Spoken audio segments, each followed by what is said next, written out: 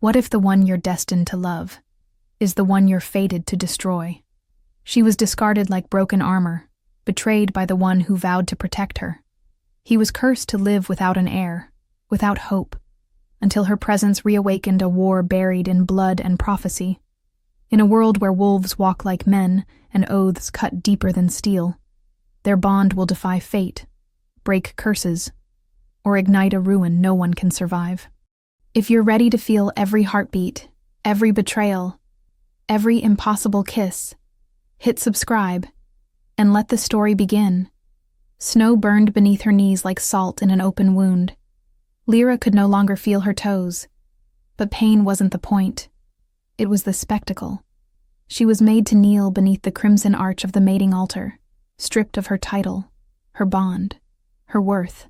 A single silver chain bound her wrists, not for security, but symbolism. Silver meant silence. It was tradition in her pack.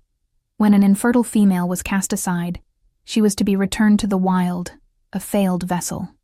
Behind her, the murmurs of wolves faded as Thorn, her mate by oath and lie, stepped forward to speak the sentence aloud.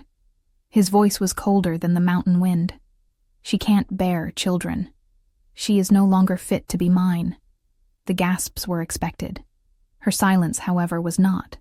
She should have begged, cried, denied. Instead, she raised her chin, eyes empty as snowdrifts. Thorn refused to meet her gaze. His hands, once calloused with comfort, now clutched the ceremonial blade with calculated detachment. Her body remembered his touch, but her soul had long since stopped listening. So that's how it ends, she thought. Not in a howl, but in a trade. At the edge of the circle, movement stirred. Shadows peeled back to reveal a tall figure, cloaked in black leather and ash. A rogue, eyes molten gold, alpha scent thick in the air like storm-charged pine. The entire pack stiffened. Cale had come. His presence was wrong. Too still, too heavy. The kind of stillness that came before an avalanche. Cale didn't bow, didn't address Thorn. His gaze rested only on her. Then he spoke, voice rough, deep, shaped by exile and blood. If she's broken, then she's mine. Lyra's breath hitched, not from fear, but from the way her wolf stirred.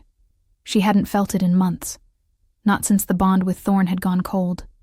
Now it scratched against her ribs like it recognized something ancient. She rose slowly, never looking back. The chain was cut. Her wrists bled, but her spine held, because something in her whispered, this was not an ending. It was a door creaking open.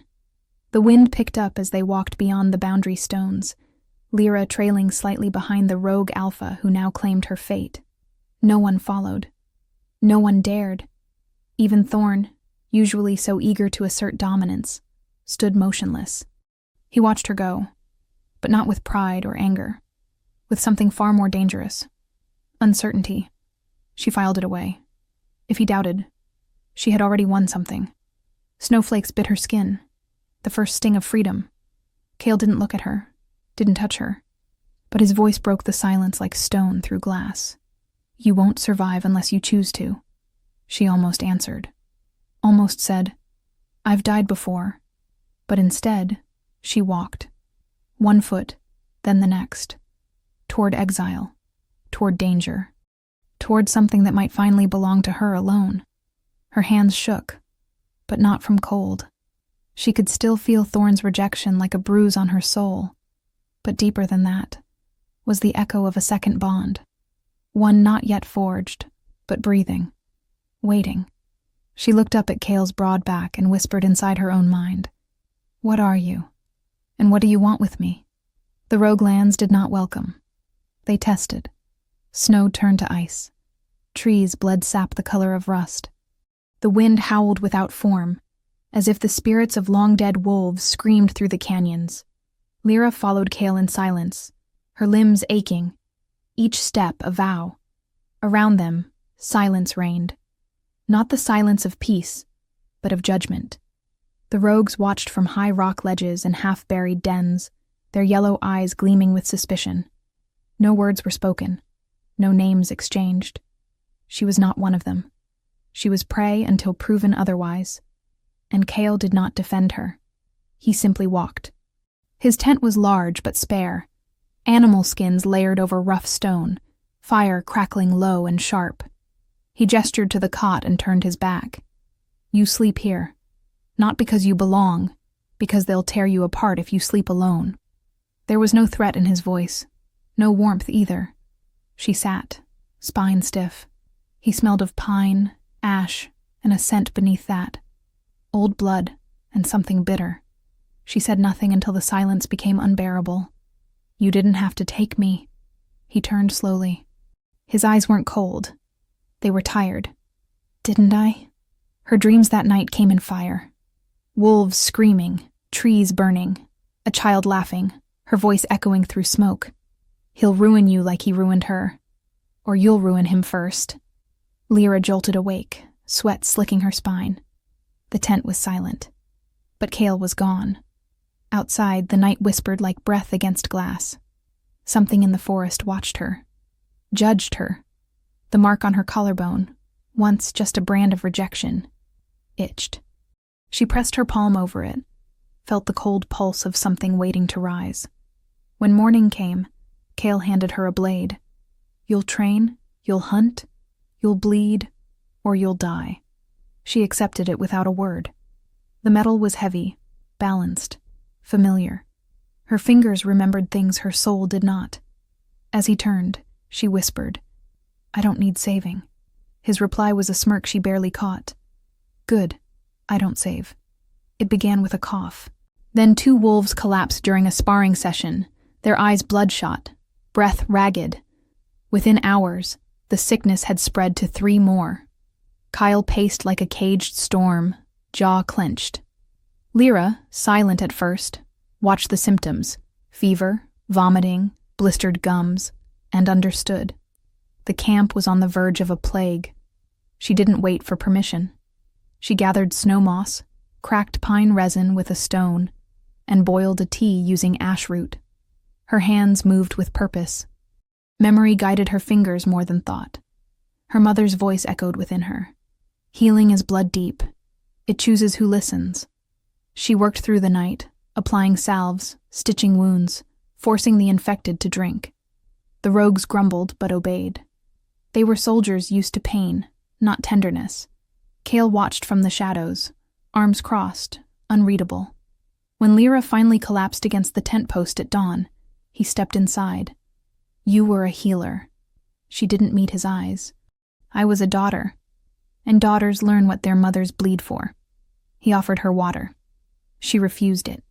Pride and exhaustion mingled in her chest like a second fever. Later, he called her into his quarters. The tent smelled of firewood and smoke. He sat shirtless, back toward her. A jagged scar stretched from his ribs to his heart, pulsing dark like ink in water. It burns, he murmured, worse during the moons. She approached carefully, fingertips hovering. The closer she got, the louder her own pulse thudded in her ears. When her skin brushed his, the wound responded, flared, pulsed like it knew her. She gasped. This isn't just a scar. Kyle didn't move. No, it's a curse. One I've carried since the night she died. Lira stared at the pulsing mark, her breath trembling in her throat. The scar wasn't just physical. It throbbed with something ancient, buried beneath layers of grief and guilt. Her hands glowed faintly where they hovered over him, and something deep in her blood answered the call. This wasn't caused by battle, she thought. This is binding magic. Kyle turned to face her, gold eyes sharp. Whatever you awakened, it's waking something in me too. Lira pulled her hand back, suddenly afraid. Not of him, but of what might happen if she didn't touch him again. The dreams came sharper now. Not as fire, but voice. In the dark between breaths, a howl echoed. Piercing, feminine, mourning. Lira stood in a forest of black trees, wind slicing through leaves like blades. A pale wolf stood before her, eyes glowing the color of moonlight on ice. He couldn't save me, it whispered. You will destroy him if you try. Then the forest burned, and she woke screaming. Kyle was already inside the tent, sword half drawn. "What did you see?" She pressed her fist to her temples. "She's speaking to me. Your mate." The silence afterward felt heavier than stone. "I never told you she was dead." Lira looked up. Her voice cracked. "I didn't need to." They walked in silence the next morning to the ridge. The wind howled like wolves mourning across the peaks. Kyle stopped near a cairn of stones. Half buried, forgotten. "She died here, in my arms." Lira stood beside him, her fingers curling into fists. "I feel her, in dreams, in your touch." He didn't look at her. Then she's still tethered. A pause. "Which means she hasn't let go." Later, alone, Lira sat by the fire and whispered into her palms. "Why me? Why now?" The answer came in flickers of memory not her own. A flash of a dagger, Kale roaring in agony, a baby's cry that never fully formed. Her magic buzzed under her skin, restless, asking to be used. For the first time she felt not like a healer, but a vessel, one holding too much history, too much grief. "If she's still here," Lira whispered, "then part of him still belongs to her."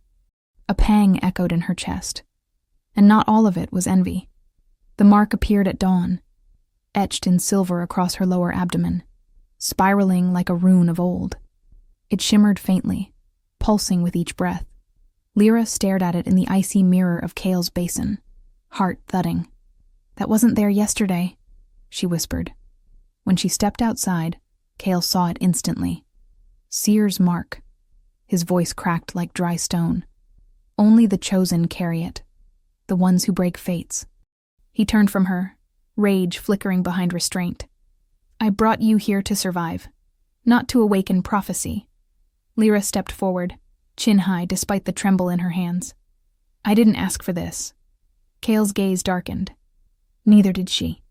The wound on his chest flared in time with the mark on her womb, both reacting, both alive.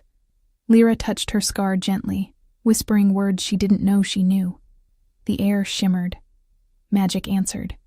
They sat across from each other that night. No fire between them. Only silence. Her voice finally broke it. "What if I'm not strong enough to fix you?" His eyes locked on hers. "Then I stay broken. But I'll never let you shatter too." For the first time, no wall remained between them. Just pain, recognition, and the flicker of something starting to trust. Inside her chest, something deeper stirred, older than memory, louder than instinct. Her wolf pressed forward, ears sharp, eyes narrowed, not with fear, but purpose. "You're not here to mend, you're here to undo." She could feel it now. The tangle of magic binding Kyle wasn't just personal, it was generational. A punishment passed down, and she had stepped right into the center of its unraveling. But the question wasn't whether she could fix it. It was whether she'd survive what came loose when she did. The snowfall returned with teeth. The wind carried with it something foul, ashes, smoke, and fear. Lira sensed it first in the wolves' silence, the sudden way they avoided her gaze. One of Kale's lieutenants, Tarek, watched her too long when she passed. The next morning, the sentries were gone. Then 2 scouts. Kale's camp, once tight and disciplined, cracked at the edges. "Someone is feeding information to the outside," she told him. His reply was clipped, sharp. "We don't betray each other." But even he didn't believe that now. The ambush came at dusk. A warning howl, then chaos.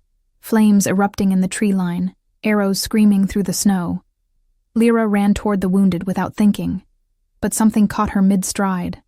A presence. A pulse. Kale. His aura had shifted. His body trembled, not with pain, but rage. She saw him change, halfway between man and wolf, his eyes glowing like sun through amber.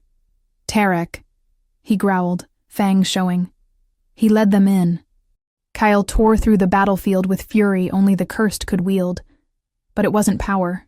It was loss. Lira reached the wounded, pressing herbs into wounds, muttering healing chants with bloody fingers. Screams filled the dark. Tarek was dragged back, face shredded. Kale stood over him, breath ragged. "Why?" Tarek spat blood, eyes defiant. "Because you're not a king. You're a mistake waiting to die." Lira stepped between them before Kale could finish the job. If you kill him, you prove him right. Kyle stared at her, body still shaking. He endangered you. Lira met his fury with steel. Then don't become what cursed you. They locked eyes for a breath too long.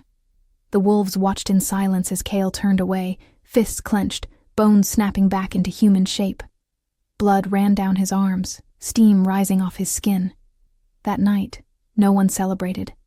No songs, no fire. Just a pack unraveling, and two souls bound tighter than either dared admit. But Lira knew something had shifted. Kale's rage wasn't just about betrayal.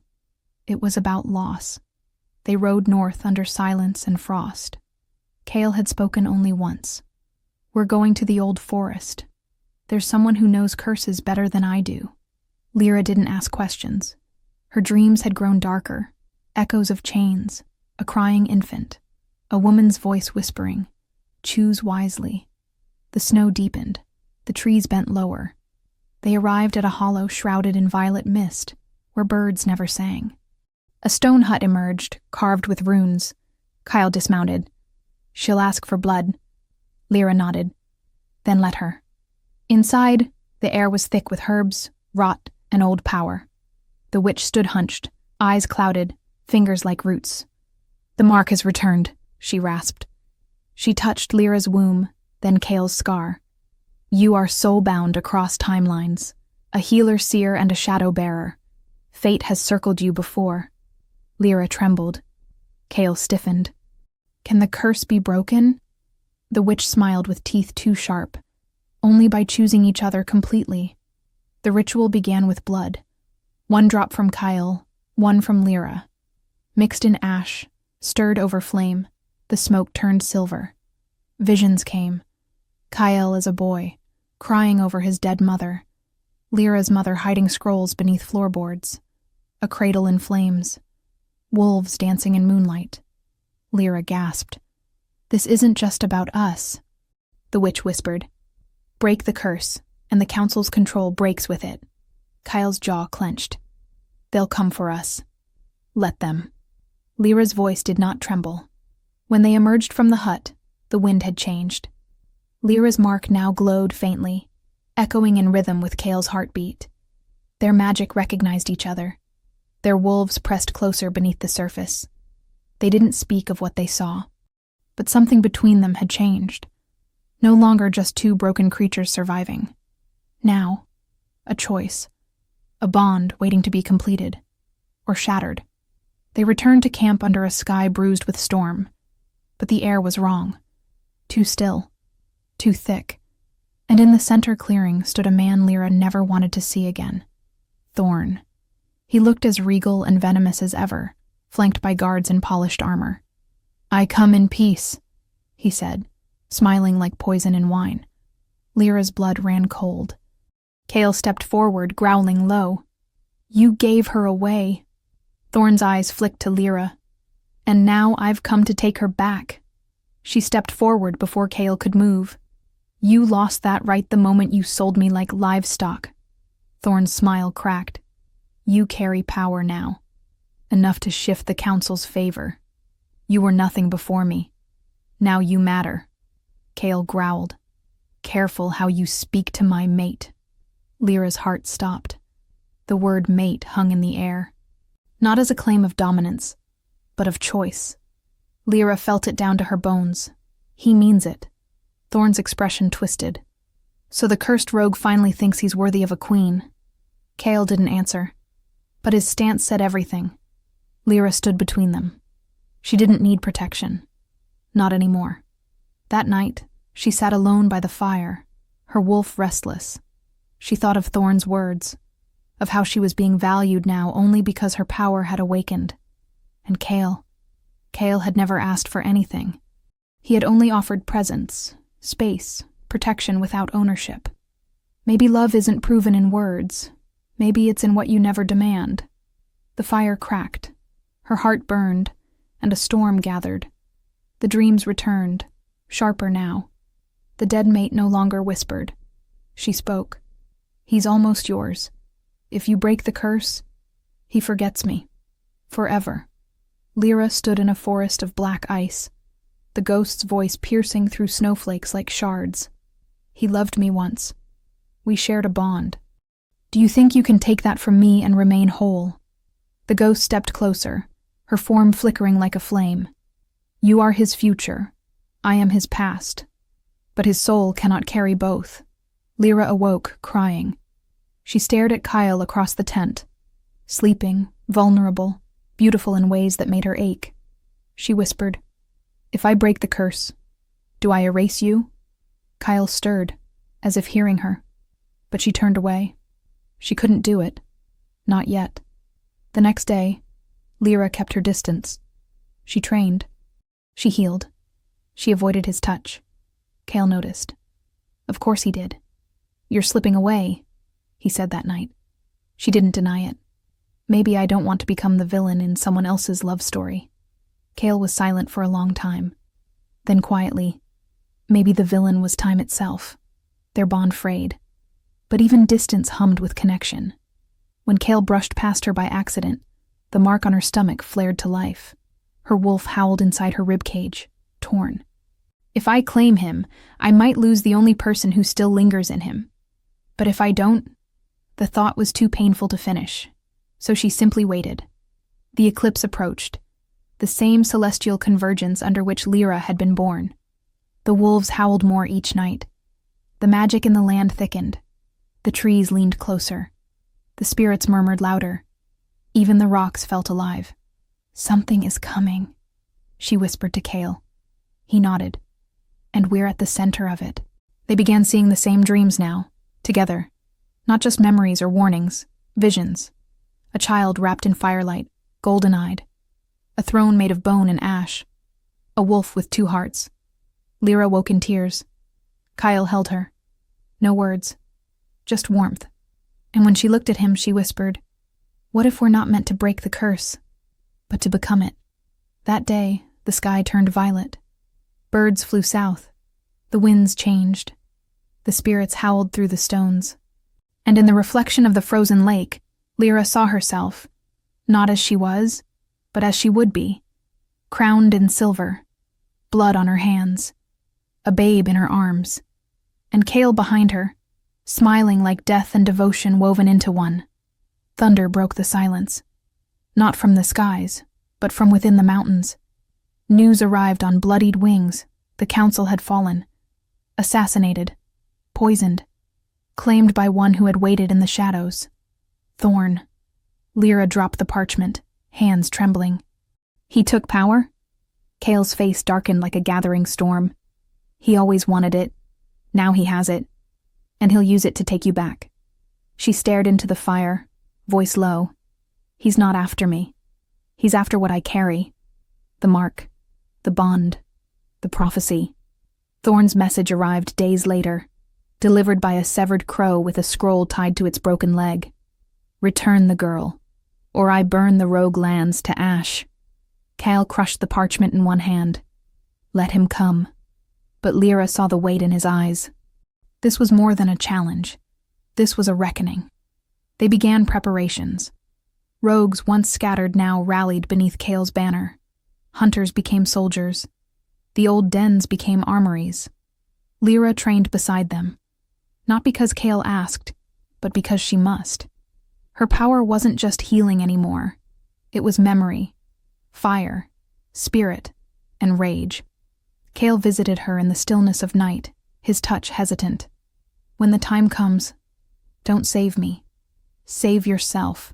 Lira touched the scar over his heart. "You're not mine to lose. You're mine to fight for." And when he looked at her with pain veiled as pride, she knew. She had already chosen him. Fully. Irrevocably. At dawn, the rogue banners were raised, ash gray with streaks of red. Symbols of exile turned into a symbol of rebellion. Kyle stood before them, armor dark as midnight, sword sheathed but soul unsheathed. "They called us broken, unworthy. Now we show them what the discarded can become." Lira stepped forward, voice calm but thunderous. "I was cast away, sold, labeled barren, but I was never empty." She bared her mark. Let it shine. Let it hum. Let them feel the storm blooming beneath her skin. They fear what we become when we choose ourselves. A roar erupted. Wolves howled. 1,000 voices merged into one. The forest trembled with readiness. Spirits gathered along the ridges. The old gods stirred beneath the stone. Lira walked the camp, touching warriors' foreheads, leaving a trace of her light on each one. Protection. Blessing. Memory. She paused at Cale's tent. He stood there, quiet, almost boyish. The silence between them was sacred. She took his face in her hands. This might be the last night we have. He kissed her. Gentle, desperate, real. Then let it be enough. That night she lay beside him. Not as a healer, not as a weapon, but as a woman in love with a man who had never demanded anything, but gave her everything. And as the first horn of war sounded, they rose. Together. Ready. The battlefield stretched like an open wound carved into the land. Snow stained red. Magic thick in the air like thunderclouds. Thorn's army moved in waves. Disciplined, brutal, relentless. Cale met them with fury. His sword sang a song of grief and justice. Lira moved through the chaos like a flame walking. She didn't fight with steel. She fought with memory. She laid her hands on dying rogues and gave them final visions, of children they'd never meet, of sunsets they'd never see. Her power became their comfort. Her rage became their shield. And when Thorn appeared through the smoke, eyes wild, crown dripping with stolen blood, Lira stepped forward. "You should have killed me when you had the chance," she said. Thorn smirked. "No, you needed to become something worth breaking." He raised a blade laced with blood magic, serrated, glowing black. Cale charged, but Thorn struck first, straight into Cale's side. Lira screamed. Time shattered. The wound glowed with darkness, the curse flaring. Cale dropped, breath heaving. The bond screamed through her bones. She fell to her knees, hands over the mark. "Don't die. Don't die. Don't die." The sky cracked open, light pouring down. Lira rose, her eyes white-hot, her voice no longer hers. "I claim what was taken. I restore what was severed." Her hands found Cale. Light burst. The curse snapped, and Thorn screamed as his own magic turned against him. Silence settled over the battlefield. The wind carried whispers, not of death, but of release. Cale opened his eyes slowly, golden and clear. No more shadows clinging to the edges. No more curse. But something else was gone. Lira felt it instantly. The memory of his first mate had faded. She gasped. Tears burned. "Do you remember her?" Cale blinked, shook his head. I remember pain, but the face is gone." She wept. Not from cruelty, but from cost. The price of breaking a curse is forgetting what cursed you. And yet, when Cale reached for her, there was no hesitation. "You're all I know now." And for the first time, she believed it. The spirits scattered. The mark on her womb faded, but left behind warmth. Her wolf curled quietly within, content. And for the first time since the altar, Lira felt whole, not claimed, not chosen, but aligned with something sacred. The babe came under a silver sky, no stars, no eclipse, just calm. She cried once, then blinked with eyes bright gold. Kyle held her like the most fragile weapon ever forged. Lira lay against furs, exhausted, smiling with disbelief. "You were never barren," Kyle whispered. Lira touched the child's cheek. "I was sealed, hidden, until I chose myself." The pack gathered outside, silent. When Kyle stepped out holding the child, no one howled. They bowed. Not from duty, from awe. This was not just a child. She was proof of survival, of prophecy fulfilled, of curses broken through choice, not fate. Lira stood beside Cale, hair wind-tangled, scars proud. She looked out over the mountains and whispered, "No more queens in chains." Kyle leaned down. "No more kings alone." The wind howled. The fire cracked. And the legacy began. Years later, Stories were told in the northern packs, of the healer who rewrote prophecy, and the rogue who rebuilt a world with nothing but pain and love. Children with golden eyes wandered the stone altars, touching runes that now pulsed with life, not curse. No one remembered Thorn. Not truly, but Lira's name lingered like a prayer. They said her magic never faded, that the fire in her never dimmed, that Kale, once cursed, laughed louder than any wolf alive, and that their daughter one day would call forth the second eclipse, not to end an era, but to begin one.